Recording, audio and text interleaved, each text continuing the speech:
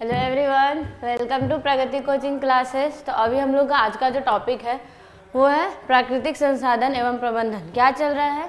Crash course की series चल रही है हमारी। 2025 में जो बिहार बोर्ड का एग्जाम होने वाला है उसमें जीव विज्ञान का क्रैश कोर्स चल रहा है। बेसिकली हम लोग यहाँ पे क्या करते हैं, प्रैक्टिस करते हैं सिर्फ और सिर्फ ऑब्जेक्टिव का। ठीक है, फटाफट ऑब्जेक्टिव का प्रैक्टिस करते हैं और इससे क्या हो जाता है, हम लोग का उस टॉपिक उस चैप्टर से रिलेटेड सारे के सारे क्या हो जाते हैं, सवाल पूरे हो जाते हैं और हम लोग को वो उतने देर में क्या हो जाता है ना, पूरा पूरा टॉपिक भी कवर हो जाता है उन सवालों के जरिए ही।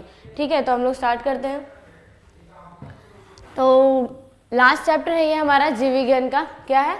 प्राकृतिक संसाधनों का प्रबंधन। ठीक है, यानी हमारे यहाँ जो भी प्राकृतिक संसाधन है हमारे धरती पे उनका किस तरीके से प्रबंधन होना चाहिए ताकि क्या हो सके, उसका लॉन्ग टाइम ड्यूरेशन तक उसका हम लोग इस्तेमाल कर सके। इस्तेमाल बेसिकली क्या कि वो बना रहे, ठीक है, ताकि हमारे आने वाले जो भी भविष्य की पीढ़ी है उनके लिए भी अवेलेबल रहे और हम लोग जितना प्राकृतिक से संसाधनों का यूज कर रहे हैं, ठीक है, उतना ही क्या करें उस प्रकृति को हम लोग दे भी। तो मतलब रिसाइकल होनी चाहिए, रीयूज होनी चाहिए ये चीज़ें, ताकि कभी खत्म ना हो। लेकिन अभी का जो स्थिति बना हुआ है उसमें क्या कर रहे हैं हम लोग, बहुत ज़्यादा दोहन कर रहे हैं इसका, हद से ज़्यादा प्राकृतिक संसाधनों का यूज कर रहे हैं पर दे कुछ नहीं रहे हैं। ठीक है, आप लोग एस्टिमेशन बहुत सारी चीज़ें सुनते होंगे कि बेसिकली क्या है कि अगर कभी कुछ, ठीक है, 20, 25 या 45 सालों में कोयले के सारे जितने भी खदान है वो खत्म हो जाएंगे। ठीक है, क्योंकि हम लोग अब क्या है, सब चीज़ लिमिटेड है ना धरती पे। अब क्या हम लोग पूरा का पूरा खनिज निकाल के, जितनी भी चीज़ें निकाल के खोखला बना चुके हैं। ठीक है, और कितनी खोखला बना देंगे हम लोग धरती को। तो इतना होनी चाहिए कि हम लोग जिस भी प्राकृतिक चीज़ ले रहे हैं उनको उतना ही हम दे भी दें ताकि बैलेंस बना रहे और हम लोग भी अच्छे से रहें। लेकिन अभी वही स्थिति बिगड़ी हुई है, बैलेंस नहीं बनी हुई है, इसलिए हम लोग कितनी ज़्यादा गर्मी देखने को मिल रही है, इतनी ज़्यादा ठंडी देखने को मिल रही है और ठंड और गर्मी का कोई मौसम नहीं रहा। कब ठंड आ जाएगी, कब गर्मी रह जाएगी, कोई बारिश का भी कोई मौसम नहीं रहा है। इतना ज़्यादा डिफरेंसेस, इतना ज़्यादा परिवर्तन आ रहा है, चेंजेस आ रहे हैं। ठीक है, उसके साथ साथ क्या है, आपको ग्लोबल वार्मिंग की समस्या है, प्रदूषण इतना ज़्यादा बढ़ा हुआ है, हर तरीके से मतलब स्थिति क्या हो रखी है, नेचर की खराब हो रखी है। और किसकी वजह से? सिर्फ और सिर्फ हमारी वजह से। इतनी जो दोहन कर रहे हैं ना और उसका मैनेजमेंट सही नहीं कर रहे हैं, इसकी वजह से। मैनेजमेंट सही रहेगा तो हम लोग बिल्कुल अच्छे तरीके से चल सकते हैं। तो इसी सब के बारे में इस चैप्टर में है आप लोग का।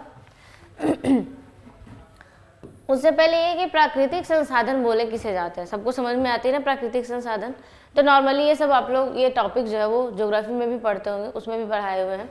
तो क्या होता है, ये प्राकृतिक संसाधन है। ठीक है, संसाधन बेसिकली ये होता है जो मनुष्यों के लिए यूजफुल हो। ठीक है, ऐसे आपके क्या है, सारे हैं, वन है, ठीक है, ऐसे प्राकृतिक, कृत्रिम ऐसे नाम करके होंगे।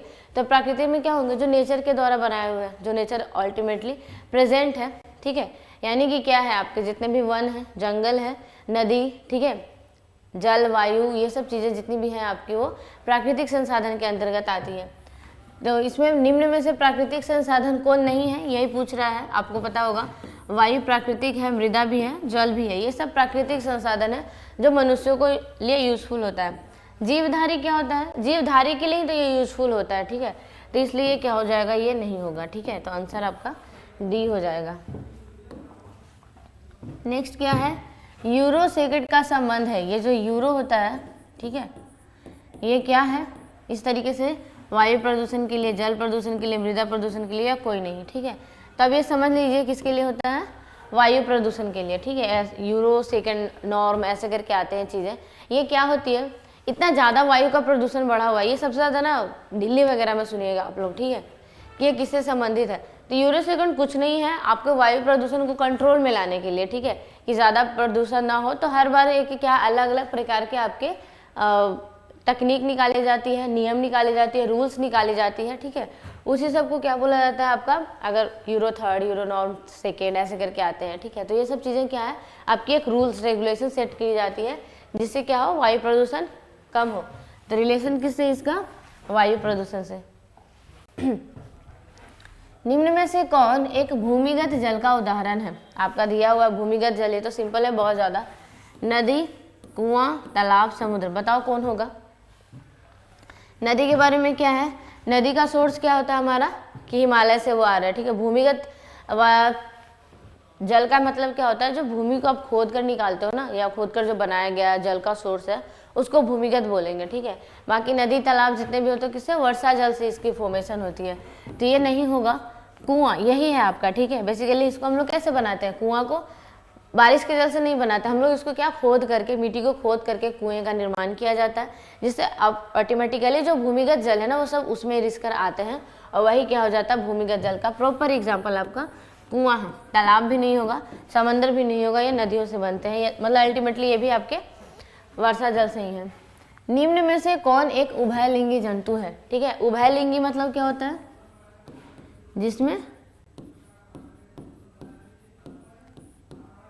मेल मतलब कि पुरुष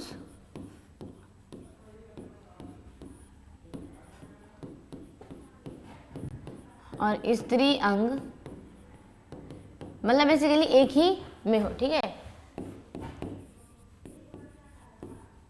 एक ही शरीर में हो, ठीक है। तो ये क्या होता है आपका उभयलिंगी। उभय मतलब दो होता है ना, लिंग मतलब लिंग, तो ये आपका उभयलिंगी जिसमें दोनों लिंग प्रेजेंट हो। तो केचुआ, हाँ ये होता है, ये उभयलिंगी होता है। मछली नहीं होती है, शेर भी नहीं होता है, बकरी भी नहीं होता है, इसके मेल एंड फीमेल, इसके मेल फीमेल, इसके मेल फीमेल अलग अलग होता है, लेकिन केचुआ का नहीं होता। ये सब दोनों, इसका दोनों एक ही में होता है। नेक्स्ट है हमारा कॉलीफॉर्म क्या है, ठीक है। कॉलीफॉर्म आपके बारे में कॉलीफॉर्म के बारे में पूछ रहा है, तो क्या है, वायरस है, जीवाणु है, कवक है, या इनमें से कोई नहीं। तो इसको याद कर लीजिए, ये क्या है आपका जीवाणु। क्या है आपका कॉलीफॉर्म, जीवाणु। ये कॉलीफॉर्म एक्चुअली में, ये देखो कॉलीफॉर्म, ठीक है। तो ये कॉली जो होता है ना, ये कॉली वर्ड जो होता है हम लोग में, ये लार्ज इंटेस्टाइन से ली जाती है। बेसिकली ये कहाँ प्रेजेंट रहेगी, आंतों में। कहाँ प्रेजेंट रहती है, मनुष्य के आंत में उपस्थित रहता है।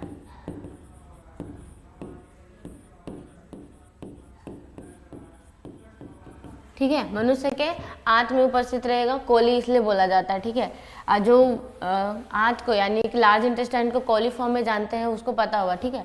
तो कॉली क्या है आपका, ये क्या करता है, डाइजेशन में, खाने के डाइजेशन, जो पाचन होता है आफ्टर पाचन, इसके लिए क्या करता है, हेल्प करता है। तो हेल्प इन डाइजेशन, इसमें हेल्प करेगा डाइजेशन में, ठीक है। तो ये जीवाणु। फिर है आपका स्वच्छ जल का पीएच कितना होता है, सब लोग बच्चे जानते हैं। स्वच्छ, एकदम स्वच्छ जल का कितना होता है, 7, ठीक है। न्यूट्रल है ये, तो ये 7 होगा, इसमें कोई उतनी समझने वाली बात नहीं है। पर्यावरण दिवस किस दिन मनाया जाता है, बताओ, सबको मालूम है कौन सा होगा, 8 अक्टूबर, 5 जून, 17 नवंबर, 1 मई। क्या होगा, 5 जून। सब इजी क्वेश्चन है आप लोग के। गंगा कार्य योजना किस वर्ष प्रारंभ हुई थी। गंगा कार्य मतलब क्या होता है आपका, आज जो हमारी गंगा माँ है यानी कि गंगा नदी है, वो इतनी ज़्यादा, अभी तो थोड़ा बहुत सुधर भी रही है क्योंकि गंगा योजना की वजह से कुछ टाइम पहले बहुत ज़्यादा आपकी क्या हो गई थी, ये आपके प्रदूषित हो गई थी, बहुत ज़्यादा जल का प्रदूषण उसमें हो गया था। क्यों, क्योंकि जितने भी कारखाने से जल निकलते हैं, जितने भी जो शहरों के वेस्ट होते हैं, उनके सीवेज वेस्ट होते हैं, यानी जो घर से निकलने वाले नदी मतलब नाले, ठीक है, वो नालों का सारा पानी कहाँ भेजा जाता है, नदियों में भेजा जा रहा था। तो नदी क्या हो गई थी, बिल्कुल ही बहुत ज़्यादा प्रदूषित हो गई। अभी भी वही स्थिति है, बहुत ज़्यादा जल का प्रदूषण है।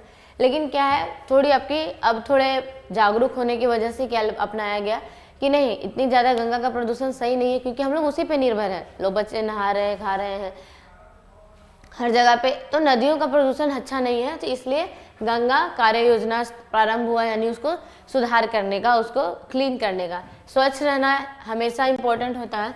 तो 1980s में, 1985 में, 1990 में, कितना में हुआ था, 1980s में हुआ था, ठीक है। तो ये इसको याद कर लेना, 1980 के लगभग हुआ था। फिर है आपका चिपको आंदोलन किस वर्ष प्रारंभ हुआ था, ये भी सारे बच्चों को पता है। कितने में हुआ था चिपको आंदोलन, ठीक है, 1970 में, 1973 था, ठीक है। तो 1970s में हुआ था।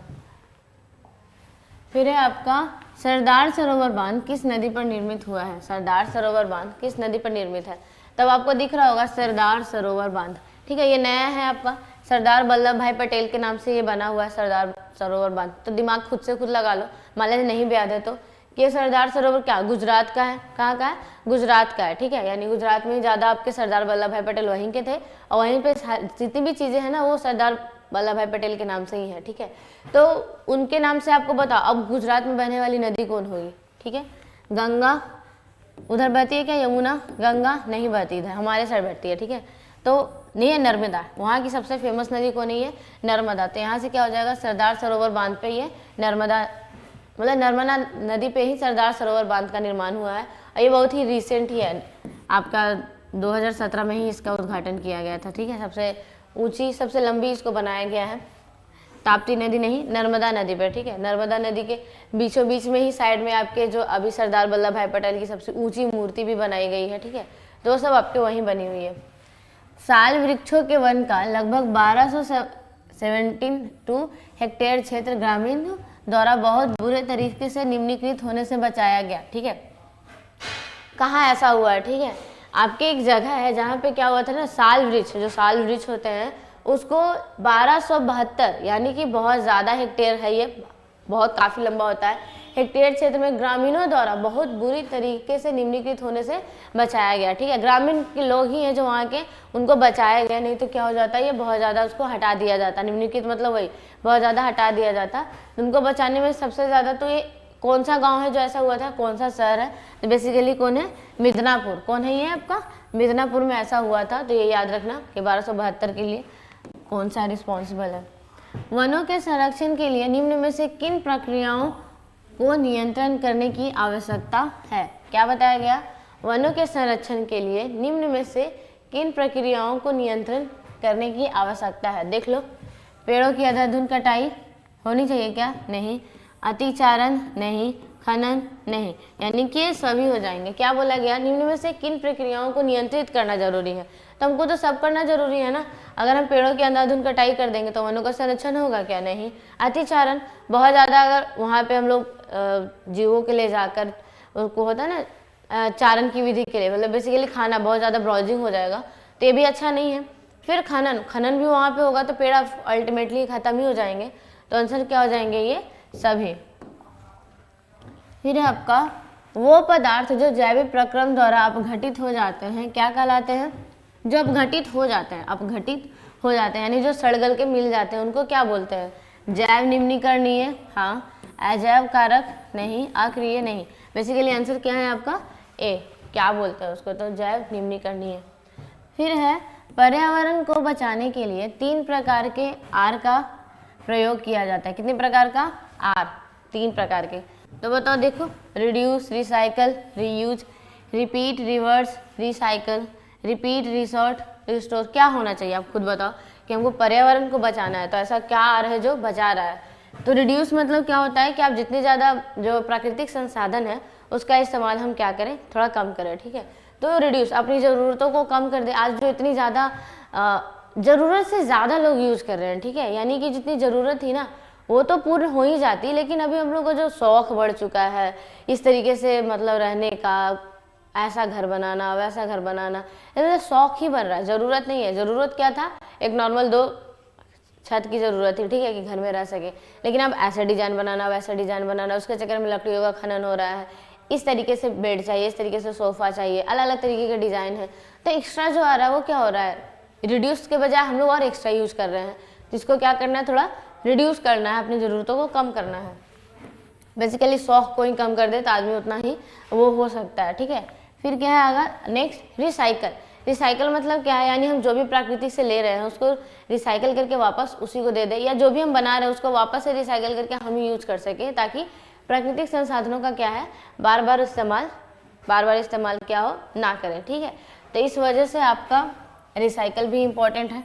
फिर क्या है, रीयूज, वही है कि हम दोबारा जिसका यूज कर सके। रिसाइकल वही होता है कि जैसे दोबारा से हम उसको दूसरी चीज़ के लिए बना सके, और एक ऐसे सामान जो आपको बार बार हम उसको यूज करने में ला सकते हैं, तो ये आपके रीयूज हो जाएंगे। तो अगर ऐसा होगा तो क्या होगा, हम प्राकृतिक संसाधनों का थोड़ा दोहन कम करेंगे, है ना, ऐसे चीज़ों में बना सकेंगे। तो इसलिए रिड्यूस, रीयूज एंड रिसाइकल आपके ये 3R का मीनिंग है। क्या मीनिंग है, 3R का मीनिंग है, ये इस तरीके से प्रयोग होता है।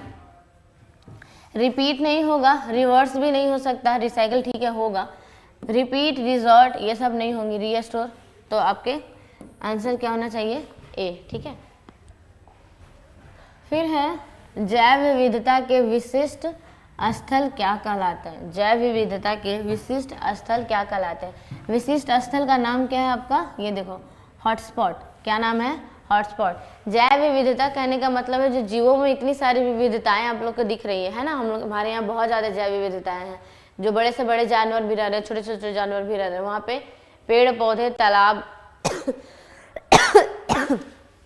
अलग अलग प्रकार के बहुत सारे जीव दिखते हैं, ठीक है, तो इन्हीं को जैव विविधता बोला जाता है। और जहाँ पे ये सारे जीव बहुत ज़्यादा संख्या में दिखते हैं, ठीक है, अलग अलग, यानी कि जहाँ पे आपके एक ऐसा लोकल एरिया है जहाँ पे क्या हो आपके 100 से भी ज़्यादा स्पीसीज प्रेजेंट हो, ठीक है, बहुत ज़्यादा संख्या में है ये, यानी बहुत ज़्यादा विविधता नजर आ रही है, तो उसको जगह को क्या बोला जाता है? हॉटस्पॉट्स। क्या बोलते हैं? हॉटस्पॉट्स, यानी कि यहाँ पे भरा हुआ है, जीवों का विविधता भरा हुआ है। तो ऐसा स्थल क्या कहलाता है? तो कौन सा होगा ऐसा हॉटस्पॉट का? जंगल, वन, जंतु या दावा, ठीक है, तो आप बताओ जंगल और वन, ठीक है, यहाँ पे यही दो आंसर होंगे आपके कि बेसिकली क्या है, तो इसमें भी वन ज़्यादा सही है। जंगल वाला सिर्फ और सिर्फ आपका क्या हो जाएगा ना, सिर्फ और सिर्फ आपके पेड़ पौधे ही होंगे, एक्चुअली में दोनों एक दूसरे के पर्याय ही हैं। तो वन का क्या है यहाँ पे, यानी कि जीव भी रहेंगे, इंसान भी रहेंगे, आपके अलग अलग प्रकार के छोटे छोटे जीव भी रहेंगे, उनको खाने पर निर्भर होने वाले जो जो जीव है वो रहेंगे, ठीक है, तो वहाँ पे क्या रहेगी? डाइवर्सिटी रिच रहेगी, यानी बहुत ज़्यादा अलग अलग प्रकार के जीव प्रेजेंट रहेंगे, उसी में वो क्या बोला जाता है? जैव विविधता के लिए विशिष्ट स्थल है। तो ये कौन है? आपका वन है, जहाँ पे हर प्रकार के जीव उपस्थित रहते हैं, और ये वहाँ पे उनको बचाना बहुत ज़्यादा जरूरी हो जाता है। हमारे यहाँ जैसे आपके जो कोस्टल एरियाज है ना, भारत के जो आपके कोस्टल एरियाज है, इस तरीके से ये हम नीचे का बना रहे हैं, ठीक है, आपके इधर क्या है सारा, ठीक है, ये कौन सा तट कहलाता है? ये कौन सा तट कहलाता है? तो ये पूर्वी तट, ये पश्चिमी तट है, ठीक है, तो इधर मुंबई, महाराष्ट्र, केरला, कर्नाटका का जो एरिया है, ये सब हॉटस्पॉट का रीजन है, इधर भी हॉटस्पॉट्स का रीजन है, यानी बहुत सारे विविधताएं यहाँ पे प्रेजेंट होती है, बहुत सारे डिफरेंट टाइप्स के जीव रहते हैं। नेक्स्ट है हमारा अमृता देवी बिश्नोई का संबंध किस वृक्ष के संरक्षण से है? अमृता देवी बिश्नोई का नाम सब लोग जानते हैं अच्छे तरीके से, तो ये इनका संबंध कौन से वृक्ष के संरक्षण से था? ठीक है, खेजरी, आम, जामुन, पीपल। तो ये क्या था आपका? खेजरी था, ठीक है, वहाँ उत्तराखंड में जो था खेजरी की वजह से था, ये सबसे इम्पोर्टेंट वहाँ वाले लोगों के लिए ही सबसे ज़्यादा आपका प्लांट उगता था। तो अमृता देवी बिश्नोई जो थी वो इसी खेजरी को बचाने के लिए ही क्या था, ऐसा चिपको मूवमेंट था कि हम पेड़ को नहीं कटने देंगे, उसको कटने से पहले हमको काट दो, ठीक है, तो ये चिपको आंदोलन लाया गया था खेजरी के लिए। प्राकृतिक जल मार्ग पर जो डैम कंक्रीट अथवा छोटे कंकड़ से बनाए जाते हैं उन्हें क्या कहते हैं? प्राकृतिक जल मार्ग है, ठीक है, कोई प्राकृतिक जल मार्ग है जो उस पर जो डैम कंक्रीट अथवा छोटे कंकड़ से बनाए जाते हैं उनको क्या बनाया जाता है, यानी छोटे छोटे डैम बनाए जाए तो उसको डैम बोलेंगे, चेक डैम बोलेंगे, बांध बोलेंगे या प्रपात बोलेंगे, ठीक है, बताओ। कंक्रीट अथवा छोटे कंकड़ से बनाए जाते हैं, तो ये चेक डैम भी हो सकता है, बांध भी हो सकता है। डैम बहुत बड़ा बड़ा होता है, पर ये क्या है आपका छोटे ही हैं, ठीक है, छोटे कंकड़ से बनाए जाते हैं, ज़्यादा हाइट का नहीं है, तो इन दोनों में से कोई हो सकता है, ठीक है, ज़्यादा चेक डैम होगा।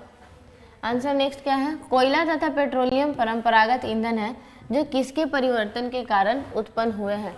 आपको पता है कोयला और पेट्रोलियम कौन सा है? परंपरागत ईंधन है, यानी परंपरा से चली हुई आ रही है, बहुत पहले से। तो ये किसके परिवर्तन के कारण हमारा उत्पन्न होता है? कोयला पेट्रोलियम कैसे बना है? इसको जीवाश्म ईंधन भी बोला जाता है, ठीक है, यानी जीवों के अस्म से बना हुआ है, यानी जीवों के अंश से बना हुआ है, ये जीवाश्म ईंधन है,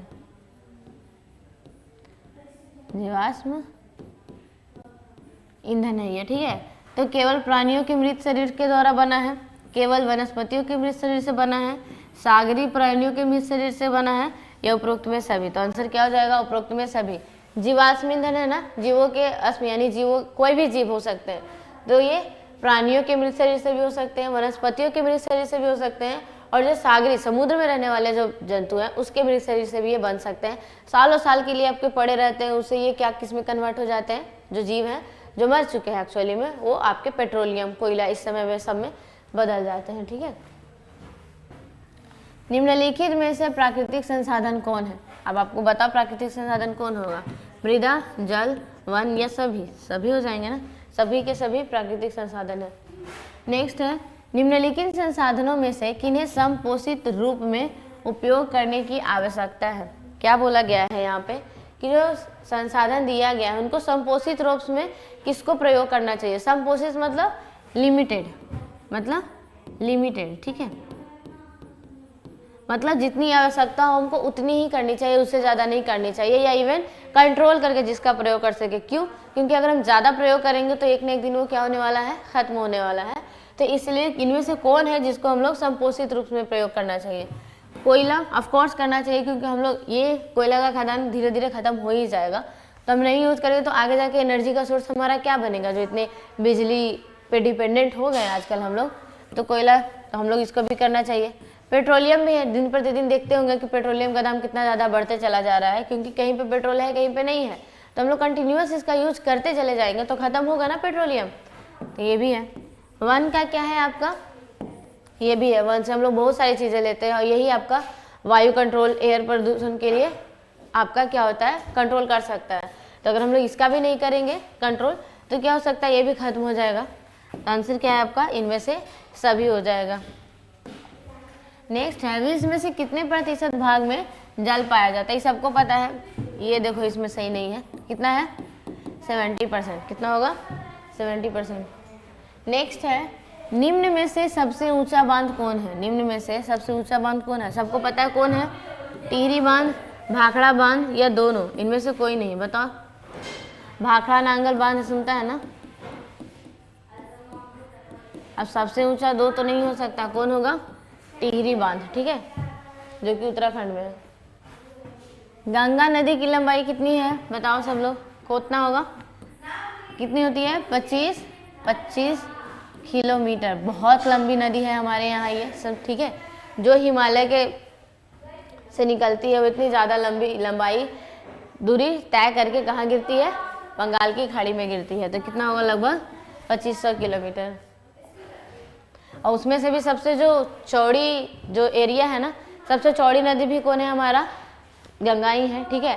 तो चौड़ी नदी में क्या है हमारा, ये सबसे ज़्यादा चौड़ाई कहाँ पे, हमारे पटना में है, ठीक है, पटना में ही है, जो खासकर जहाँ पे गांधी सेतु का पुल बनाया हुआ है ना, वहीं पे सबसे ज़्यादा आपके गंगा नदी की चौड़ाई देखने को मिलती है। इसलिए सबसे विश्व नहीं, हाँ, लगभग आपके एशिया में सबसे चौड़ी जो पुल है ना, जो सबसे लंबाई में बनी हुई है, वो आपके गांधी सेतु ही बनी हुई है, क्योंकि हमारे यहाँ ही आपके गंगा नदी की सबसे लंबी चौड़ाई है। टिहरी बांध कहाँ है, अभी जो देखा ना वो कहाँ है आपका, मैंने भी बताया था, उत्तराखंड में। ये टिहरी बांध कहाँ होता है आपका, उत्तराखंड में, जो सबसे लंबा है। निर्माण किस प्रदेश में किया गया है, तो कहाँ किया गया है, उत्तराखंड में किया गया है इसका। नेक्स्ट है, उभयलिंगी जंतु कौन नहीं है, ठीक है, कौन नहीं है, उभयलिंगी बताना है। केचुआ तो है, ठीक है, कृमि भी है, हाइड्रा भी है, मछली तो नहीं है। कौन बोला कौन नहीं है, ठीक है, तो नहीं है में कौन हो जाएगा, मछली आंसर है, क्योंकि केचुआ भी है, कृमि भी है, हाइड्रा भी, इन लोग को याद रखिएगा। नेक्स्ट है हमारा प्राकृतिक चयन का सिद्धांत, ठीक है, किसने दिया है? ये मैंने पिछले वाले लेक्चर में भी बताया था। प्राकृतिक चयन का सिद्धांत किसने दिया था, ठीक है, इसको बोला जाता है नेचुरल सिलेक्शन।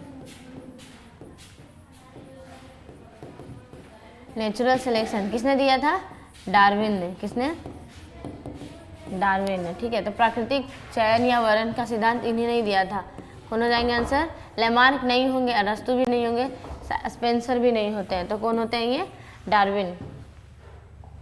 नेक्स्ट है हमारा, प्रकृति में पाए जाने वाला सबसे महत्वपूर्ण अजैविक संसाधन निम्न में से कौन है, ठीक है। प्रकृति में पाए जाने वाला सबसे महत्वपूर्ण अजैविक संसाधन, महत्वपूर्ण है जो कि कैसा है, अजैविक है, ठीक है। तो जल, वन, कोयला, पेट्रोलियम, देखो जितनी चीजें लिखी हुई है सबके सब बहुत इंपॉर्टेंट है, लेकिन सबसे महत्वपूर्ण बोला है कि कौन होगा, अजैविक संसाधन में। वन तो जीवित होता है ना, ठीक है, कोयला भी जीवित पदार्थों से ही बना है जो मर गए थे एक्चुअली में, कोयला, पेट्रोलियम। तो आंसर कौन हो जाएगा हमारा, जल, जो कि सबसे ज़्यादा इंपॉर्टेंट है। जल ही जीवन बोला जाता है, आप सोच सकते हो तो कितना ज़्यादा इंपॉर्टेंट है, यानी वो नहीं रहेगा तो हम लोग जीवित नहीं रहेंगे। इवन कोयला के बिना रह सकते हैं, पेट्रोलियम के बिना रह सकते हैं, लेकिन जल के बिना नहीं रह सकते। 200 सेंटीमीटर से अधिक वार्षिक वर्षा वाले क्षेत्र को क्या कहा जाता है? जहाँ 200 सेंटीमीटर से अधिक वार्षिक वर्षा होती है तो कौन से क्षेत्र होंगे आप बताओ? जहाँ ये बहुत ज़्यादा ये हो रहा है, ठीक है, 200 सेंटीमीटर आपका होना, इससे भी ज़्यादा होना, बहुत ज़्यादा वर्षा का क्षेत्र होता है। तो ऐसे क्षेत्रों में तो हमेशा बारिश होती रहेगी ना, ठीक है, तो हमेशा बारिश होती रहेगी तो क्या होगा, ये क्षेत्र कैसे कहलाएंगे, नम कहलाएंगे, शुष्क कहलाएंगे। शुष्क मतलब सूखा हुआ। अब जहाँ बारिश हो रही है वो सूखा तो नहीं कहलाएगा ना, अर्ध शुष्क भी नहीं होगा, मध्यम वर्षा क्षेत्र भी नहीं होगा, नम क्षेत्र होंगे, यानी हमेशा यहाँ बारिश होती रहेगी, तो नमी यहाँ हमेशा मौजूद रहेगी। हिमाचल प्रदेश में स्थानीय सिंचाई की व्यवस्था को किस नाम से जाना जाता है? हिमाचल प्रदेश में स्थानीय सिंचाई, हिमाचल प्रदेश में ऐसा है कि स्थानीय सिंचाई के लिए एक स्पेशल टेक्निक अपनाई जाती है जो कि सही है, आपका जल का भी संरक्षण करती है। तो तालाब से, कुल्ह से, बंधिश से या ये से, तो ये क्या होता है आपका कुल्ह, क्या होता है ऐसे कुल्हार के टॉप में रहता है ये, तो क्या है ये कुल्ह है ये, ठीक है। तो आंसर आपका हिमाचल प्रदेश में, नाम से भी ऐसे भी पता चल रहा है कि क्या होगा आपका ये कुल्ह होगा, ठीक है। नेक्स्ट क्या है, चिपको आंदोलन के अग्रणी नेता कौन थे? चिपको आंदोलन के अग्रणी नेता कौन थे हमारे? सुंदरलाल बहुगुणा, A.K. बनर्जी, अमृता देवी बिश्नोई। तब यहाँ पे आप लोग को दो जगह पे डॉट हो सकता है, सुंदरलाल बहुगुणा और अमृता देवी बिश्नोई। तो ये चिपको आंदोलन को तो ये भी सबसे ज़्यादा इंपॉर्टेंट, क्योंकि स्टार्ट तो इन्हीं ने किया था, लेकिन अग्रणी नेता जिसको और ज़्यादा आगे बढ़ाया गया था, ये तो बेचारी जान गंवा दी थी क्योंकि वो चिपको आंदोलन के जरिए। तो यहाँ पे क्या है, अग्रणी नेता जो इसको और ज़्यादा बढ़ाया है, पूरा आपके उत्तराखंड वाले क्षेत्र में पूरा का पूरा जो इनको बढ़ाने वाला था, ठीक है, वो कौन थे आपके सुंदरलाल बहुगुणा। तो ये सब लोग जानते हैं सुंदरलाल बहुगुणा को। तो ये इन्होंने आगे जाके बहुत ज़्यादा वन के संरक्षण के लिए काम किया, इनको काफ़ी ज़्यादा अवार्ड भी मिल चुके हैं। तो इसलिए जैव निम्नीकरणीय अपशिष्ट निम्न में से कौन है? जैव निम्नीकरणीय यानी जो निम्नीकृत ठोस है, ठीक है, मलमूत्र, वाहित मल, पेड़ पौधे के मृत शरीर या इनमें से सभी। तो आंसर क्या हो जाएगा, इनमें से सभी हो जाएंगे। जो सारे के सारे आपके हैं वो सब के सब क्या हो सकते हैं, अपघटित हो सकते हैं। क्या हो सकते हैं, अपघटित हो सकते हैं, ठीक है, अपघटित होने वाले होते हैं, यानी कि सब खत्म हो सकते हैं। तो ये हो जाएगा। फिर नेक्स्ट क्या है हमारा, जैव निम्नीकरण अपशिष्ट निम्न में से कौन है? सेम वही क्वेश्चन है कि जो जैव निम्नीकरण हो सके। तो सीसा का तो नहीं होगा, आर्सेनिक का भी नहीं होगा, रेडियोथर्मी का भी नहीं होगा। तो इनमें से सभी है जो जैव निम्नीकरणीय नहीं है, ठीक है। तो यहाँ पे ना नहीं होना चाहिए, अपशिष्ट निम्न में से कौन नहीं है। तो ऑफ कोर्स यहाँ पे सारे के सारे क्या होने वाले हैं, या तो जैव अनिम्नीकरणीय है, ऐसा क्वेश्चन बना दे तो, यानी कि जिसका अपघटन ना हो सके। तो ये सब का होगा क्या, नहीं होगा। तो आंसर क्या हो जाएगा, डी। नेक्स्ट है हमारा, जल दिवस कब मनाया जाता है? सबको पता है कब होगा, 20 मार्च, 23 मार्च, 20 मार्च, 20 अप्रैल, 23 अप्रैल। तो एक्चुअली में यहाँ पे जो एग्जैक्ट डेट है वो तो दिया हुआ ही नहीं है, तो वो क्या था, 22 मार्च। क्या है वो, 22 मार्च। तो आंसर क्या हो जाएगा हमारा, 22 मार्च, ठीक है।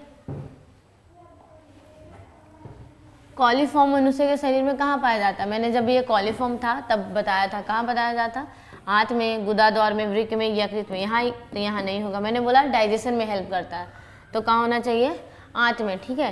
तो ये मनुष्य के आंत में रहकर कॉलीफॉर्म जो है वो डाइजेशन का प्रोसेस कराता है, यानी कि आपको बेसिकली देखो ई कोलाई नाम सुना होगा, यही है वो कॉलीफॉर्म, ठीक है। तो कॉलीफॉर्म वाले बैक्टीरिया आपके क्या करते हैं, डाइजेशन में हेल्प करते हैं, ठीक है, डाइजेशन पावर बढ़ाते हैं। तो यहाँ पे ये कहाँ पे पाए जाएंगे, ये प्रेजेंट इन इंटेस्टाइन। कहाँ पाए जाएंगे, प्रेजेंट इन इंटेस्टाइन, यानी कि आंतों में पाए जाएंगे। भारत सरकार ने बाघ संरक्षण योजना कब प्रारंभ की थी? क्या बोला गया है, भारत सरकार ने बाघ संरक्षण परियोजना कब प्रारंभ की थी? तो कितना में होगा, 1985, 1970, 1967, 1966। ये भी आपका कितना है, 1970s में ही है बाघ संरक्षण परियोजना। क्योंकि देखो ये हमारे यहाँ का सबसे ज़्यादा इम्पोर्टेंट है कि हम लोग प्राकृतिक में जितने जो जीव हैं उनका सारे का बैलेंस होना बहुत ज़रूरी है।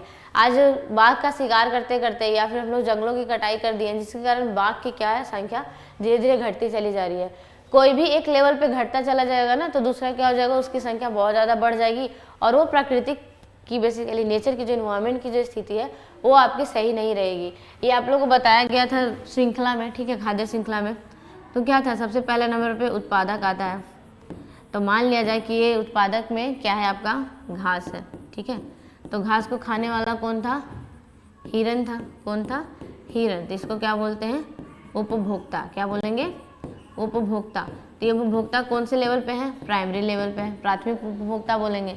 अब इस हिरण को कौन खा लेगा? बाघ। कौन खा लेगा? बाघ, ठीक है। तो इस तरीके से ये क्या है, इस तरीके से श्रृंखला बनी हुई रहती है। अब बताओ ये नहीं रहेगा तो इसकी संख्या तो बढ़ जाएगी ना, ये बढ़ जाएगी तो ये अल्टीमेटली किसको ज़्यादा खा जाएगा? उत्पादक को। और उत्पादक आपको पता है कितना ज़्यादा इंपॉर्टेंट है हमारे यहाँ। फिर ये नहीं बचेगा तो ये क्या है, आपकी प्रकृति सही से बन रही है क्या? नहीं बन रही है, ठीक है। हम लोग को बोला जाता है कि आपके यहाँ ये बाघ ये सब कमना बहुत ज़्यादा इंपॉर्टेंट हो जाता है, ठीक है, कि इनकी संख्या कमे नहीं, जो जितनी बैलेंस में होनी चाहिए उतनी होनी चाहिए। इसलिए बाघ संरक्षण परियोजना अपनाई गई है कि बाघों को क्या किया जाए, संरक्षित किया जाए। इसलिए पेड़ वगैरह जो एक एक जंगल है, बड़ा बड़ा जंगल जो होता है हमारे यहाँ, संरक्षित कर दिया जाता है कि वहाँ कोई भी जीव, मतलब कि जो मनुष्य का होगा वहाँ आवागमन नहीं होगा, मनुष्य वहाँ नहीं जा पाएंगे। तो इस तरीके से आपका संरक्षण का विधि अपनाया जाता है, क्योंकि जहाँ भी मनुष्य जाएंगे ना वहाँ पे चीज़ें क्या कर देंगे, वो ख़त्म ही कर दी जाती है। तो हम लोग को बोला जाता है अगर हम लोग अभी धरती पे से क्या हो जाए, इरेडिकेट हो जाए, ठीक है, मनुष्यों के बारे में, तो धरती का जो साल है वो, मतलब बेसिकली जो लाइफ स्पैन है जो धरती का, वो सालों साल बढ़ जाएगा, यानी कि मिलियंस ऑफ ईयर्स बढ़ जाएंगे। अच्छा खासा धरती ये चलेगा। लेकिन हमारे जीवित होने की वजह से क्या है, हम लोग बहुत उसका शोषण कर रहे हैं, चीज़ों को सही से बैलेंस करके नहीं रख रहे हैं, सिर्फ ले रहे हैं, देने का नाम नहीं हो रहा है। तो कभी ना कभी खत्म होगा ही, और जल्दी ही अल्टीमेटली खत्म हो जाएगा। लेकिन इन लोग का क्या है, अगर इन लोग खत्म हो जाए तो आपकी धरती बहुत जल्दी ही खत्म हो जाएगी, ठीक है। यानी हमारे से भी पहले आपके तो मनुष्य इतने ज़्यादा खतरनाक हो चुके हैं इस धरती के लिए। तो हम लोग को क्या होना चाहिए कि हमेशा अपने प्रकृति की सुरक्षा करनी चाहिए। हम लोग उनकी जो जितना है क्या सके लेने से ज़्यादा देने का प्रयास करना चाहिए, कि हम लोग हमेशा उसको सुरक्षित रखें, स्वच्छ रखें, सुंदर रखें, और जितनी ज़रूरत हो उतनी ही प्राकृतिक से हम अपने चीज़ों, क्योंकि वो प्रकृति को माँ, नेचर ऐसे करके आपका नाम दिया गया है, क्योंकि वो हम लोग को पाल रही है, ठीक है, हम लोग उसी पे डिपेंडेंट है। तो उतना ही ले जितना उनके लिए भी अच्छा हो।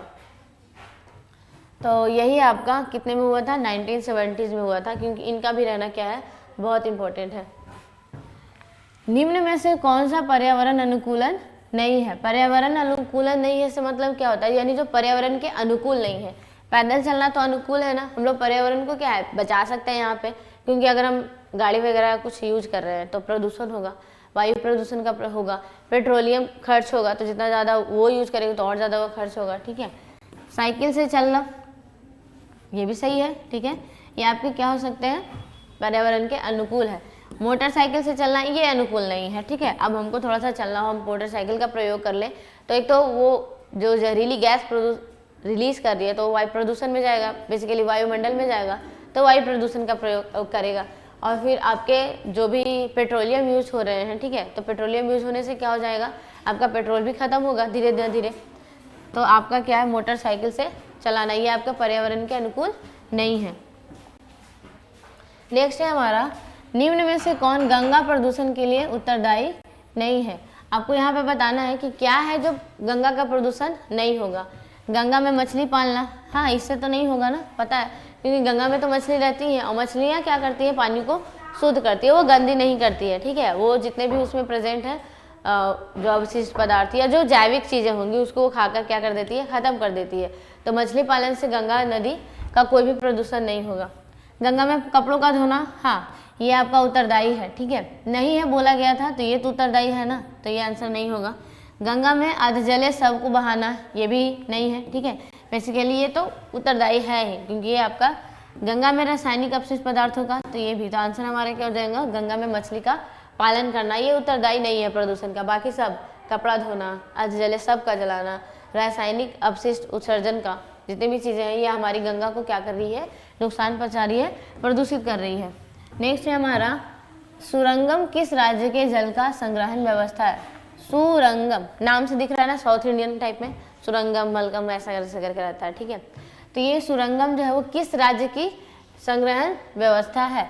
तो कहाँ है जो जल का संग्रहण सुरंगम से किया जाता है, यानी ना पतला सा हॉरिजॉन्टल, ऐसा हॉरिजॉन्टल सुरंग बनाया जाता है, ठीक है, और इसमें से जो पानी आपके सुरक्षित होते चले जाते हैं। हिमाचल प्रदेश में, तमिलनाडु में, अब ये तो नहीं होगा, मैंने बोला कि साउथ इंडियन है, तब तमिलनाडु, केरला, कर्नाटका, तीन ऑप्शन है यहाँ पे। तो ऐसे एक्चुअली में ना केरला में भी होता है, नॉर्थ केरला में होता है, ठीक है, कहाँ होता है, नॉर्थ केरला, और कर्नाटका में साउथ कर्नाटका, ठीक है। तो ये दोनों जगह पे एक्चुअली में आपके इसी विधि से पानी का संरक्षण किया जाता है, लेकिन एक्चुअली में अब एक ही है तो आप कर्नाटका मारो, ठीक है, कर्नाटक का आंसर सही रहेगा। नेक्स्ट है हमारा सेम वही है, कर्नाटक में जल संग्रहण स्थान को क्या कहा जाता है? अभी जस्ट पढ़ा था, क्या कहा जाएगा? एरिस नहीं, सुरंगम या सुरंगम होगा, आहार नहीं होगा, ये हम लोग के साइड का है, कट्टा भी नहीं होगा, तो ये सब नहीं होगा, क्या होंगे? सुरंगम होंगे। BS4 का संबंध है, क्या बोला गया है? BS4 का संबंध है। अब BS4 का मतलब क्या होता है? भारत स्टेज 4, ठीक है, भारत स्टेज 4, ये इसी का फुल शॉर्ट में क्या बोल रहे हैं हम लोग? BS बोल रहे हैं। और ये 4 करने का क्या मतलब है आपका? ऐसे यानी कि 1 2 3 4 ऐसे करके आ चुके हैं। अब भारत स्टेज करने का मतलब ये है कि हमारे यहाँ जो गाड़ियाँ निकलती हैं, ठीक है, जो भी गाड़ियों से प्रदूषण होता है ना, वायु प्रदूषण जो होता है, उसके लिए ये BS4 है। यानी ये स्टेज बाय स्टेज नियम चेंज किए जाएंगे और जो आपकी गाड़ियाँ हैं ना उसके अकॉर्डिंग बनाई जाएंगी। यानी कि पहले उतना प्रदूषण नहीं था तो उसके अकॉर्डिंग बनाया गया था कि अब क्या बहुत ज़्यादा प्रदूषण बढ़ गई है, तो गाड़ियों के नियम, चलने के, कब चलेगा, जैसे ऑड एंड इवेंट सुने होंगे आप लोग, ठीक है, वो हो जाता है। फिर गाड़ियों में क्या क्या आपके टेक्निक्स हैं जो आपके प्रदूषण को कम से कम कर सकते हैं। फिर आपका किस तरीके से पेट्रोलियम का यूज़ करना है जो आपका प्रदूषण कम करेगा, या फिर कितना गाड़ियाँ चलेगी शहर में, वो सभी जो नियम है वो सब आपके किसके लिए हैं? वो किसके अंतर्गत आती है? भारत स्टेज के अंतर। और वो 1 2 3 4 5 ऐसे करके आपके क्या इसके अमेंडमेंट होते रहते हैं, चेंजेस यानी कि आते रहते हैं, जो जितना ज़्यादा प्रदूषण हो उसके अकॉर्डिंग अपना आगे आते रहता है। फिर नेक्स्ट हमारा क्या है? यही है, मृदा प्रदूषण के लिए, ध्वनि प्रदूषण के लिए, ठीक है, वायु प्रदूषण के लिए या जल प्रदूषण के लिए। तो आंसर हमारा क्या हो जाएगा? वायु प्रदूषण के लिए, ठीक है, आंसर क्या है? वायु प्रदूषण के लिए। तो यहाँ पे हमारा जो चैप्टर है वो बेसिकली समाप्त हो चुका है, प्रैक्टिस का सेशन समाप्त हो गया है। बाकी इतना जितना भी था वो आपके सारे वीडियो 1 से लेकर 6 तक जितने भी जीव विज्ञान के हैं वो सारे ऑब्जेक्टिव सेशन आपके इस चैनल पे अवेलेबल है। सारे के सारे वीडियो लेक्चर भी अवेलेबल है। कोई बच्चा अगर अभी तक नहीं देखा होगा बायोलॉजी का कोई भी वीडियो तो वो भी देख सकते हैं, आपके एग्जाम के लिए बहुत ज़्यादा इंपॉर्टेंट है। मैंने एक एक करके बहुत अच्छे से समझाया है और बहुत अच्छे से लिख सकते हैं। तो जो भी बच्चे हैं वो लिखने का भी तरीका जान लो कि जो भी एग्ज़ाम में किस तरीके से लिखना होता है। तो हमेशा ना पॉइंट वाइज लिखो, ठीक है, यानी कि आप ज़्यादा कहानी मत बनाओ, पैराग्राफ मत बनाओ, क्या बनाओ? पॉइंट वाइज बनाओ। कभी आंसर नहीं आया तो आप उसी, जितना ज़्यादा पॉइंट वाइज रहेगा तो क्या होता है कि आपके जो एग्जामिनर है, जो चेक करने वाले हैं, उनको काफ़ी अच्छे से आंसर दिखते हैं। और कैसा भी राइटिंग हो बस साफ़ सुथरी लिखी हुई होनी चाहिए, एकदम क्लियर लिखनी हुई होनी चाहिए, ताकि राइटिंग पे नहीं जाना है कि किस तरीके से हम लोग लिख रहे हैं, बस क्लियर होनी चाहिए, ठीक है, क्लीन होनी चाहिए, ताकि वो पेपर सही दिखे, इससे अच्छा नंबर मिलेगा। सेकेंडली क्या है कि हमारे यहाँ जो अभी हो गया है वो सबसे ज़्यादा ऑब्जेक्टिव हो चुका है, ठीक है, तो ऑब्जेक्टिव का इस तरीके से सारा वीडियो लेक्चर देखते जाओ जो भी ऑब्जेक्टिव बनाए गए हैं, ठीक है। तो इस तरीके से क्या हो जाएगा, आप अपने एग्जाम में एट अ टाइम उसी दिन भी जाके अगर देखोगे ना वीडियो, पहले से देखते चलो उस दिन भी देख लो, तो क्या हो जाता है आपका काफ़ी अच्छा रिवीजन हो जाता है, काफ़ी अच्छे मार्क्स भी आ जाएंगे, क्योंकि ऑब्जेक्टिव मैक्सिमम है आप लोगों का, मतलब 50% में सोर्स में हो चुका है। तो ठीक है, यहाँ पे आप हमारा जो चैप्टर है वो समाप्त होता है। बाकी नेक्स्ट जो भी है वो नेक्स्ट में मिलते हैं, तब तक के लिए थैंक यू।